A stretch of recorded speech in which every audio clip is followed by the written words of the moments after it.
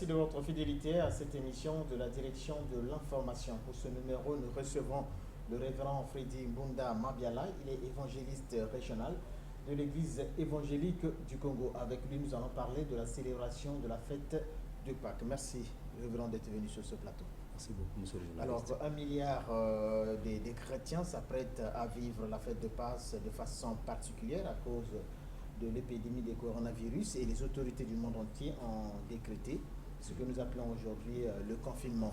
Alors, je suis certain que cette célébration ne va pas se dérouler comme des années précédentes. Ouais. Alors, mais en attendant d'évoquer cette question sur la célébration de la Pâques, présentez-vous à nos téléspectateurs. Vous l'avez déjà dit, je suis le pasteur Freddy Mbunda de l'Église évangélique du Congo. Je suis évangéliste et je m'occupe de l'évangélisation dans la partie nord du pays. Je suis basé à Oyo. Et puis, j'essaie de gérer un peu tous les départements au niveau du Nord pour la proclamation de l'Évangile, l'envie de gagner les âmes à Christ. Tel est notre objectif et notre focus, d'ailleurs. Alors, quel est le sens que vous donnez à cette célébration? De la Pâque. Effectivement. Mais écoutez, la Pâque, pour nous les chrétiens, c'est pas une fête de routine. Mais le vrai message de la Pâque, c'est... Le mot Pâque signifie passage. Le passage des ténèbres à la lumière. Ça symbolise la délivrance en fait, de l'esclavagisme, du péché, à une vie de liberté à travers Christ. Et ça part d'Israël. Lorsqu'ils sont sortis de l'Égypte, le Seigneur avait demandé à ce que, à travers Moïse, qu'on prenne un agneau et qu'on puisse l'immoler. Et les esclaves devaient prendre du sang, badigeonner sur les poteaux des portes. Et cela devrait symboliser la délivrance de ce peuple. Donc, moi je crois que la Pâque, c'est la délivrance d'un peuple des ténèbres à la lumière. Donc, réellement, les chrétiens devraient vivre cette Pâque-là en toute liberté, mais de l'intérieur. Parce que c'est vrai que ces jours-ci, il y a beaucoup de spéculations, il faut le dire.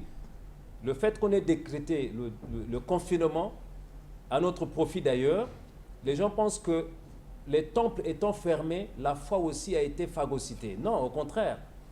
C'est le moment où le Seigneur est en train de voir quels sont les chrétiens qui ont une foi liée au temple et quels sont les chrétiens qui ont une foi liée à la personne de Jésus. Parce que le temple ne veut rien dire. Mais le problème, c'est avoir foi en la personne de Jésus qui est mort à la croix et ressuscité. Donc, ce confinement va nous permettre de faire en sorte que chaque famille puisse avoir un moment d'intimité avec le Seigneur. Il y a des familles qui n'ont jamais eu de moment de prière ensemble. Ils vont passer la Pâque en famille. Il n'y a pas préjudice.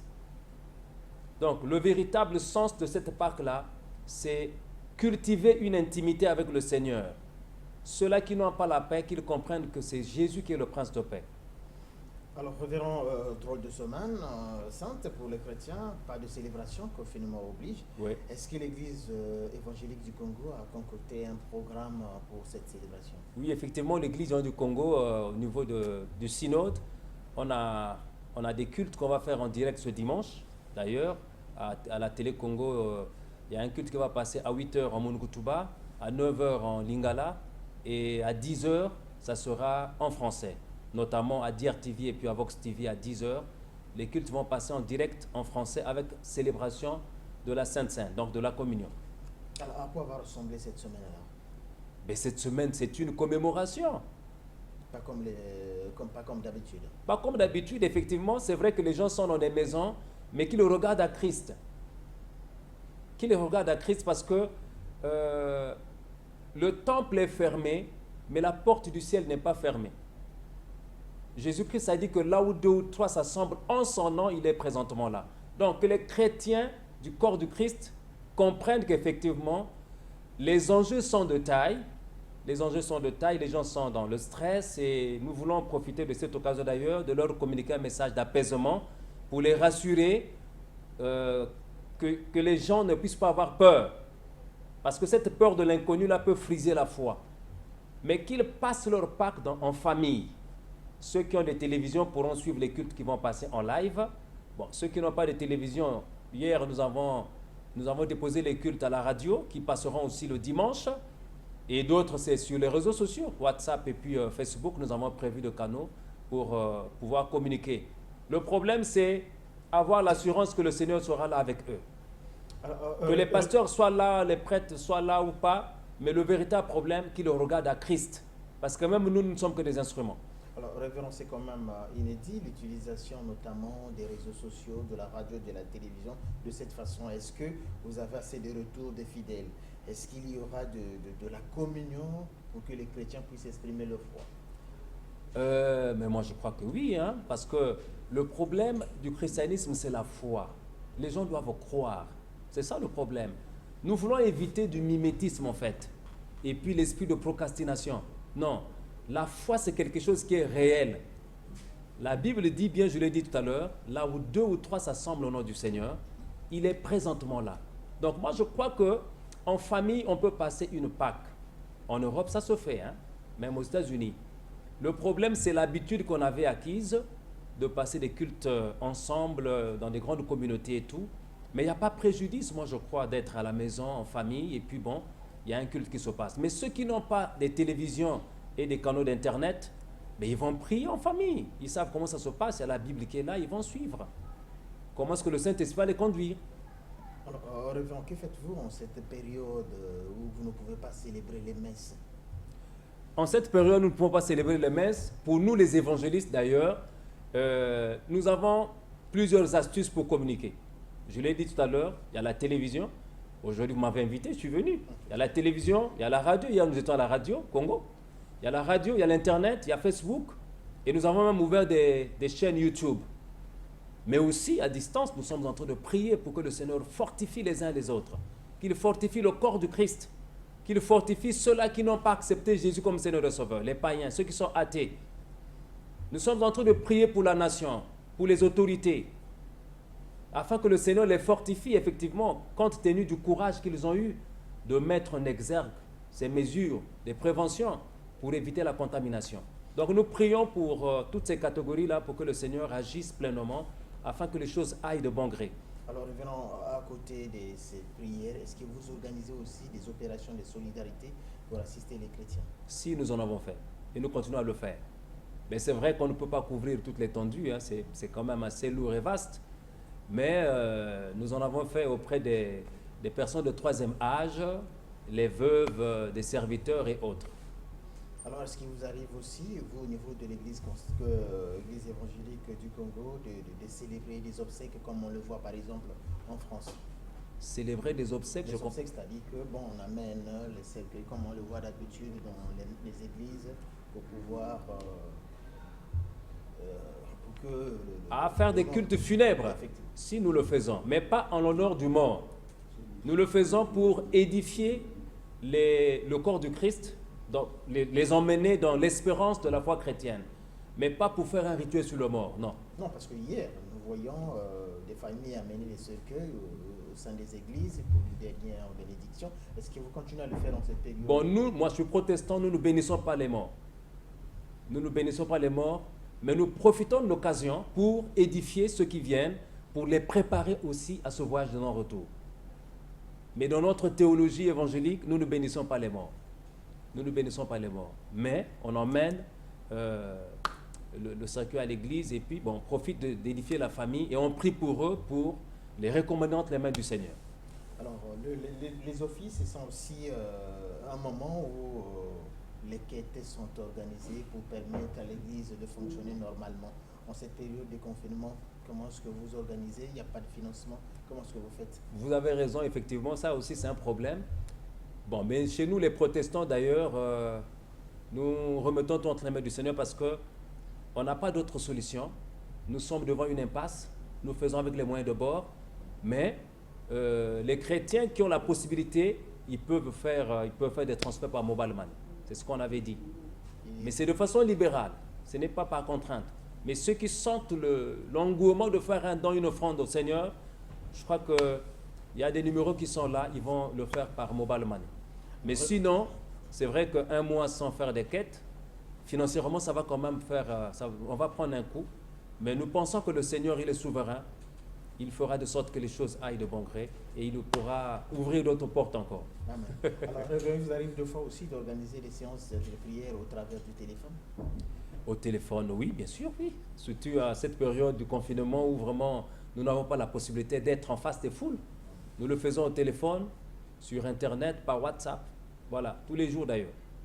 Alors, Parce qu'il y a des gens qui sont stressés, avec les fake news là, il y a trop de choses sur WhatsApp et ça cultive encore la peur. Il y a des gens qui vivent de peur en peur. Non, nous voulons rassurer vraiment les frères et sœurs congolais que la peur écrase la foi. La Bible nous recommande à la conviction, à l'espérance. Il faut que les gens positivent. Le confinement va aussi permettre à ce que les gens se réconcilient en famille. Il y a des gens qui n'avaient pas une relation entre monsieur et madame avec les enfants. Ils sortent, ils vont au boulot le matin, ils rentrent à 22h. Les enfants ne savent pas papa. Donc c'est difficile. Mais moi je pense que ce temps de confinement est en train de régler un certain nombre de problèmes dans nos foyers aussi. Et ça nous permet aussi d'être en face des enfants, d'avoir des cultes en famille, mais aussi des partages avec les enfants, avec madame, avec monsieur et ainsi de suite. Alors, en cette période, Donc c'est un temps de réconciliation aussi et de redynamisation de l'intimité familiale et avec les autres. Alors, Révérend Freddy, en cette période de confinement, comment est-ce que vous faites pour organiser des sacrements, par exemple des baptêmes? En ce net moment, nous ne faisons plus de baptême parce qu'on n'a pas la possibilité de visiter les gens. Quand on dit confinement, c'est vraiment confinement. Il faut éviter des visites inopinées chez des familles parce que les gens sont un peu méfiants. On ne sait pas qui peut apporter le coronavirus. On se méfie. C'est vrai que c'est difficile quand même, mais bon, écoutez, on doit respecter un peu la parole du chef de l'État aussi. Hein? Ouais, sinon il y aura préjudice. Est-ce qu'il y a des sollicitations quand même? Il y a des sollicitations, mais nous avons quand même eu le temps d'expliquer aux fidèles, aux chrétiens de l'Église, que c'est un temps où chacun doit rester chez soi et que chacun puisse développer sa foi par rapport à la parole qui a été prêchée pendant beaucoup d'années déjà. C'est le moment maintenant d'extirper cela pour le vivre. Alors, c'est vrai qu'il y a quand même des autorisations qu'on a accordées aux uns et aux autres. Oui. Est-ce que vous avez cette possibilité-là, par exemple, de vous déplacer de l'église jusqu'à dans une famille, par exemple, pour apporter la parole de Dieu? En cas d'urgence, oui. En cas d'urgence. Parce qu'il y a des urgences aussi. Hein. Quelqu'un est en train de mourir, il a besoin de faire une cure d'âme, on appelle un pasteur. Ben, bon, c'est vrai que ce n'est pas évident, tous on n'a pas de véhicules, de voitures, mais nous le faisons parfois à pied. Mais ce n'est pas récurrent. Hein. Alors, mais allez-y. Nous voulons rassurer quand même les gens que c'est vrai que c'est difficile.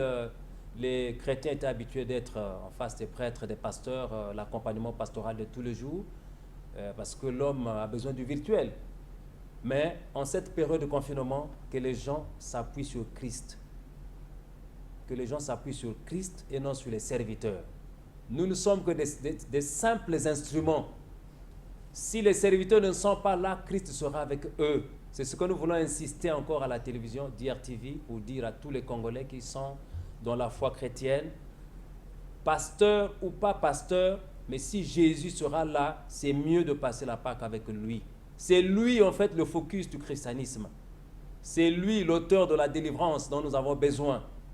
C'est lui qui va apaiser les cœurs de ceux qui sont traumatisés, ceux qui sont blessés à cause de la déchéance des épreuves, des tribulations, des échecs, des déceptions de la vie. Nous invitons les gens à regarder à Christ. Voilà un peu ce que je voulais dire. Alors, Révérend, je ne sais pas si vous avez vu cette image du pape, une image vraiment saisissante. Le pape devant son parvis de l'église, je vois bien Saint-Pierre, oui, célébrer une messe. Qu'est-ce que cette image vous inspire? L'image du pape qui est en train de célébrer une messe à la télévision ou bien devant la foule? On a vu cette image du pape à la place Saint-Pierre, qui d'ordinaire est bondé de monde en cette période de célébration de la Pâque, mais malheureusement, à cause du confinement, on a vu le pape seul célébrer une messe. Vous savez, ce n'est pas facile quand même de prêcher devant le néant, mais pour nous, en tant que prédicateurs de l'Évangile, nous devons considérer que tout ce que Dieu fait est bon. C'est vrai que ça a été une image assez choquante pour certains, mais moi, en tant que pasteur, ça ne me choque pas parce que nous sommes appelés à vivre toutes les circonstances possibles. Nous sommes en confinement, mais l'esprit n'est pas confiné. Pourquoi? Parce que pendant que je suis en train de parler ici, il y a des gens qui me suivent et qui peuvent s'édifier. Donc, cette image-là ne peut pas morfondre la foi des chrétiens au niveau mondial. Mais j'insiste encore, que les chrétiens tournent leur foi vers la personne de Jésus et non sur nous les serviteurs. Parce que ça sera difficile que les fidèles soient en face des serviteurs pendant 4 semaines. Et jusque-là, nous ne savons pas aussi où est-ce que ça va nous emmener. Le gouvernement peut prolonger par rapport aux résultats que la médecine va leur présenter. Mais vraiment que les gens regardent à Jésus.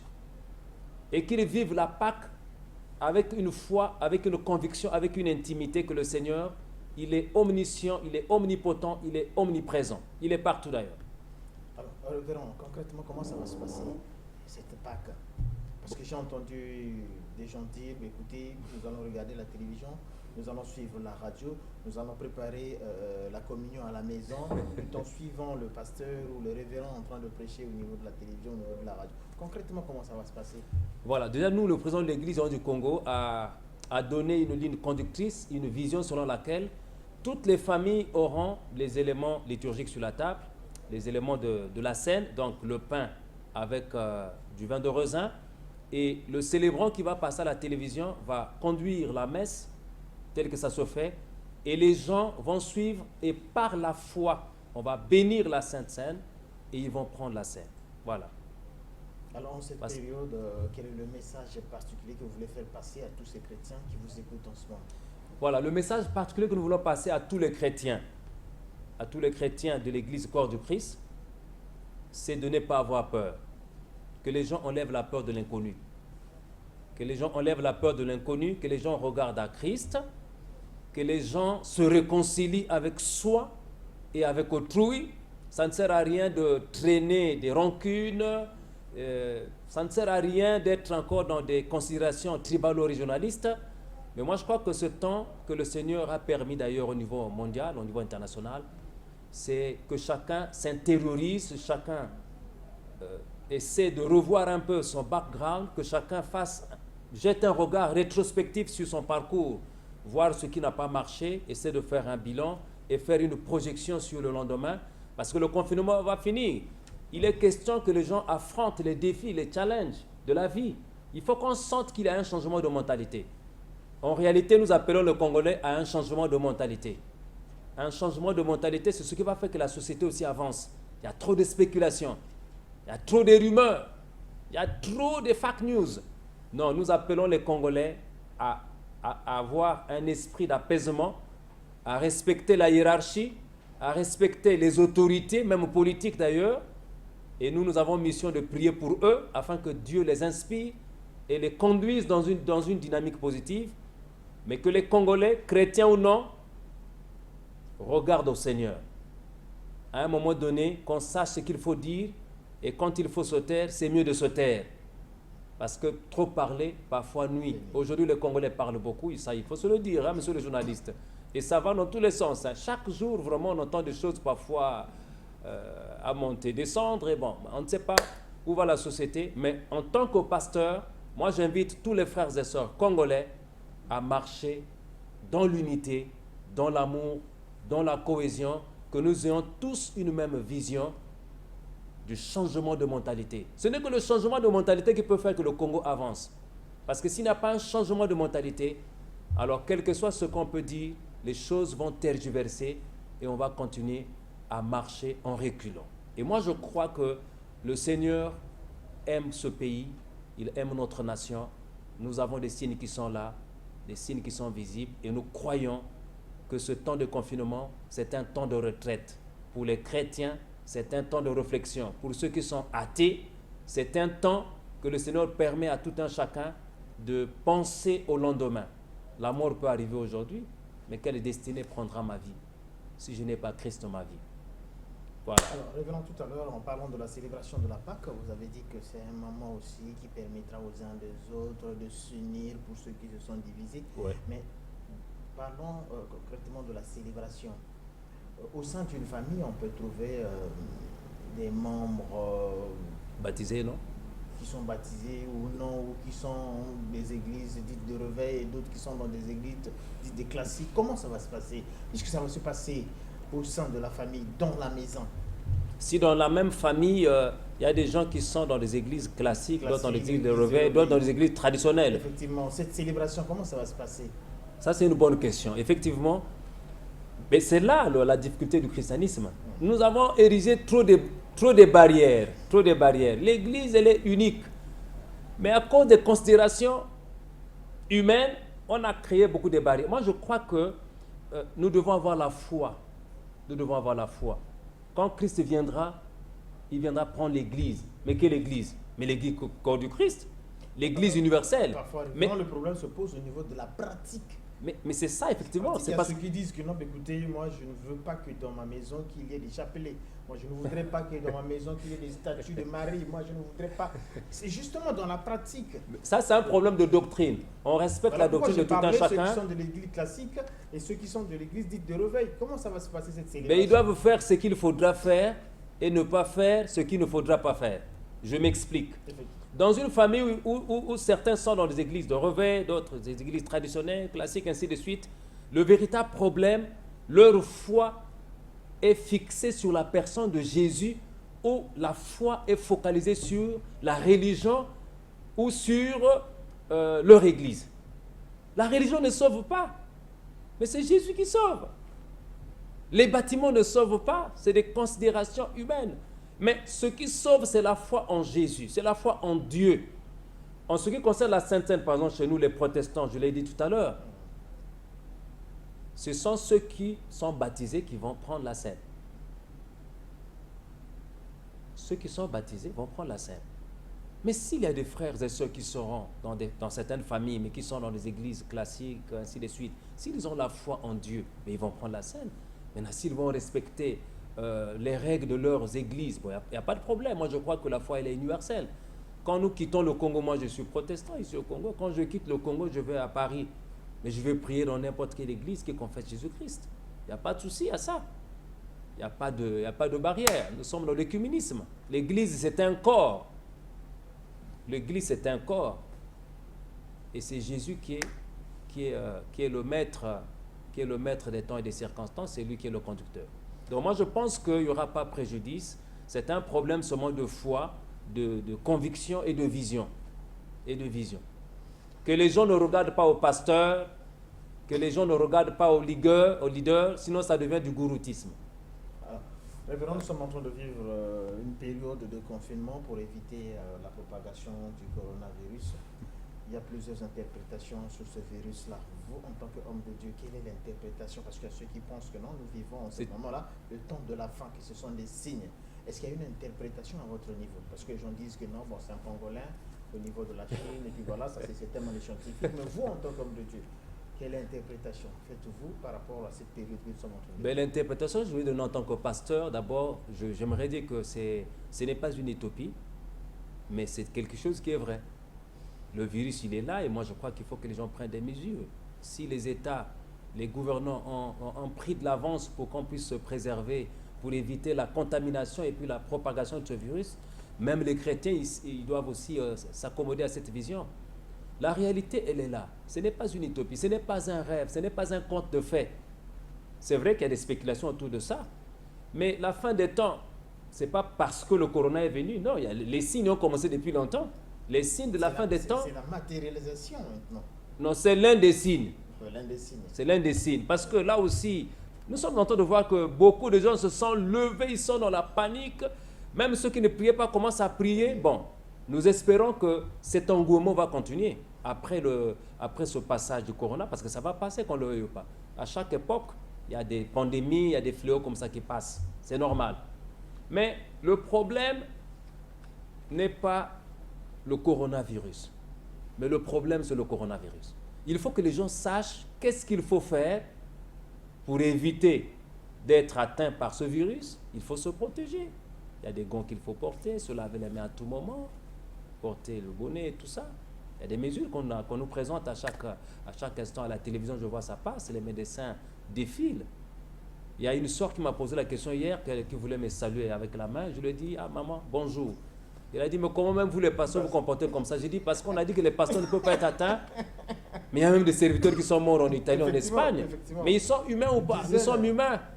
Mais il faut qu'on regarde sur les gestes barrières qu'on nous présente. Donc voilà pourquoi je disais que ne faudrait pas que la foi nous rende aveugles. Non. Il y a des mesures qu'il faut prendre pour éviter la contamination et la propagation de ce virus. Mais le virus, il est là. C'est vrai que pour nous chrétiens, ça fait partie des signes de la fin des temps. Mais le chrétien doit être prêt tous les jours. Il peut mourir par le virus, il peut mourir par accident, il peut mourir par AVC. Il faut qu'on se prépare tous les jours. Parce que les enjeux sont de taille. Révérend Freddy, c'est pas pour rien que je vous ai posé cette question-là. Loin des spéculations, des fake news que vous évoquez. Oui. Je ne sais pas si vous suivez l'actualité. Je suis l'actualité, oui. Il y a un prêtre qui a été interpellé parce qu'il a Oui. célébré des messes. Donc pour lui, c'est peut-être une utopie cette affaire de coronavirus. Voilà pourquoi il a invité les fidèles à pouvoir venir célébrer la messe avec lui. Mais ça, c'est le non-respect quand même, le non-respect aux mesures prises par la hiérarchie. Et c'est ça le problème. Et c'est ça. Même Jésus l'a dit, à César ce qui est à César, à Dieu ce qui est à Dieu. Il faut qu'on respecte aussi les mesures que l'État prend. Mais c'est pour notre bien, moi je crois. Bon, c'est vrai, ce serviteur au Nigeria qui a osé faire cela, est-ce qu'il était ignorant? Bon, je ne sais pas. Mais moi je pense quand même, en tant que théologien, on ne peut pas être ignorant de ce qui se passe dans la société. Nous sommes dans la société, hein, on n'est pas au ciel. C'est une création humaine. Bon, ça ce sont des spéculations. Et c'est un homme de Dieu qui le dit. Oui, mais homme de Dieu, mais il est homme, il est humain d'abord. Oui, il est avant tout humain.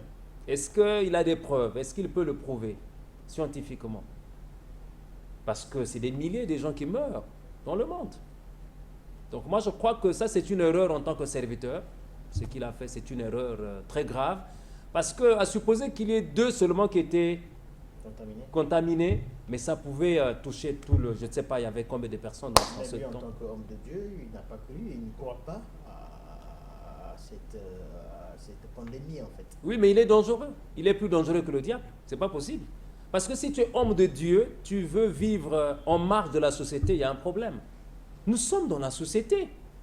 Oui, nous sommes de la société, on dit souvent, il y a un pasteur qui le disait, nous sommes de la société, mais nous ne sommes pas de la société. Nous sommes dans dans le société, monde, nous nous sommes dans le monde, mais nous ne nous sommes pas du monde. Voilà. Mais étant dans le monde, ils ne mangent pas, ils ne s'habillent pas.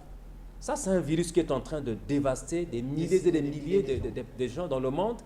Mais ce n'est pas un conte des faits, non, c'est des histoires. Bon, moi, je crois que c'est parce que peut-être qu'au Nigeria, peut-être que ce virus n'a pas encore commencé à faire des dégâts. Mais il y aura une prise de conscience. Moi, je crois que même au niveau des serviteurs de Dieu que nous sommes, il faut qu'il y ait une prise de conscience que c'est une réalité qui est là. Et il faut qu'on sensibilise les chrétiens de ne pas être naïfs. Parce que nous sommes des chrétiens, ça ne peut pas nous toucher. Ou encore, ça ne nous concerne pas. Non, nous sommes dans la société, on doit faire attention. Mais nous ne voyons même pas, ces derniers temps, nous ne voyons même pas l'Église au devant de la scène organiser des campagnes de sensibilisation. C'est beaucoup plus les associations, les hommes politiques, mais on a l'impression que l'Église est en marge. Vous savez pourquoi? Non, malheureusement. Parce que les gens sont apeurés par une peur inconnue. C'est ça le problème. Sinon que, moi je l'ai dit tout à l'heure là, il y a la télévision, il y a la radio, il y a les canaux sur les réseaux sociaux qui sont là. On a la possibilité de faire une campagne de sensibilisation, effectivement, pour accompagner aussi le message de l'État. Parce qu'il faut qu'on fasse le relais, en fait, au niveau des églises. Quand bien même on n'a pas la possibilité d'être dans des temples, mais nous avons la télévision qui est là, on peut nous suivre facilement. Donc nous disons à tous les chrétiens, c'est quand même bien de prendre ces mesures de prévention, ces gestes barrières pour éviter la contamination, pour éviter la propagation de ce virus-là. Et puis c'est bien de rester chez soi. C'est vrai que dans certains quartiers, il y a des gens qui déambulent, on se pose des questions, qu'est-ce qui se passe? Est-ce qu'ils suivent la télévision? Est-ce qu'ils sont informés? Est-ce qu'ils sont sous-informés? Mais ça va dans tous les sens, comme je l'ai dit tout à l'heure. Ils n'ont pas assez de moyens pour pouvoir vivre au jour le jour. Et donc ils sont obligés tout le temps d'être dehors. Oui, ça aussi c'est un fait. Mais bon, qu'à cela nous tienne, moi je crois quand même qu'il faut, quand on vit en famille... C'est là où on a besoin de la parole de Dieu pour rassurer. Effectivement, voilà pourquoi je dis qu'il faut des messages d'apaisement et de recadrage. Parce qu'il faut recadrer. Aujourd'hui, il y a trop de choses qu'on entend, il y a trop de choses. Ça va dans tous les sens en fait. Mais il faut qu'on essaie de recadrer un peu la vision des choses. C'est une épreuve. Pour nous les chrétiens, ce virus est venu à point nommé parce que c'est comme une épreuve pour nous. Et l'épreuve, il faut l'affronter avec fougue et enthousiasme, avec courage. Parce que derrière chaque épreuve, il y a toujours un temps de consolation et d'élévation. Et moi, je crois, et je l'affirme vraiment en tant que pasteur, qu'après cette épreuve-là, le Seigneur Jésus-Christ permettra à ce que nos nations puissent respirer un temps de restauration, de consolation, à quelque niveau que ce soit. Excusez-moi, révérend Freddy Mbouda, nous allons pouvoir terminer cette émission-là. Quel est le message rassurant que vous adressez à ce peuple de Dieu qui nous suit en ce moment? Mais le message rassurant que nous voulons donner à tous les bien-aimés congolais, c'est que Jésus-Christ, il est vivant, il est ressuscité d'entre les morts. Que les gens reviennent à la croix. Tout part de la croix. Tout part de la croix. Que les gens reviennent à la croix. Que les gens se réconcilient avec soi. Que les gens essaient de faire un dépassement, pardonnent les autres. Que les gens rentrent dans une dynamique de prière. Que les gens prient pour la nation. Prient pour les autorités. Prient pour l'Église, corps du Christ. Que les gens prient même pour le corps médical qui est exposé devant les malades qui sont déjà atteints. Ils sont même courageux, ces médecins-là. Nous voulons les bénir vraiment. Parce que c'est un courage. Que les gens vraiment accompagnent tous les travailleurs qui sont en train de continuer à faire le service minimum dans leurs entreprises. Et que le Seigneur Dieu notre Père bénisse le Congo, qu'il bénisse le chef de l'État, qu'il bénisse le gouvernement. Nous les encourageons qu'ils persévèrent dans cette vision de veiller à ce que le peuple soit à l'abri de cette précarité, à l'abri de cette pandémie, de ce fléau qui est en train de secouer le monde. N'ayez pas peur, notre Dieu, il est tout-puissant. Voilà le message de la fin. N'ayez pas peur. Ce qui est impossible aux hommes, là où s'arrête la science, c'est là où commence la puissance et la grandeur de Dieu. Nous croyons de tout cœur que Dieu, il est Dieu et il restera Dieu. C'est une épreuve, c'est un vent, ça passera. Merci révérend d'être venu sur ce plateau. Je rappelle que vous êtes Freddy Mbouda Mabiala, vous êtes évangéliste régional de l'Église évangélique du Congo. Merci d'être venu sur ce plateau pour nous éclairer sur la plaque, mais aussi sur la Pâque, pardon, mais aussi sur les dispositions que vous avez prises afin que ces chrétiens puissent célébrer, bien que confinés, la Pâque des très bonnes conditions. Merci une fois de plus d'avoir été avec nous. Je vous en prie. À la prochaine occasion. Merci beaucoup.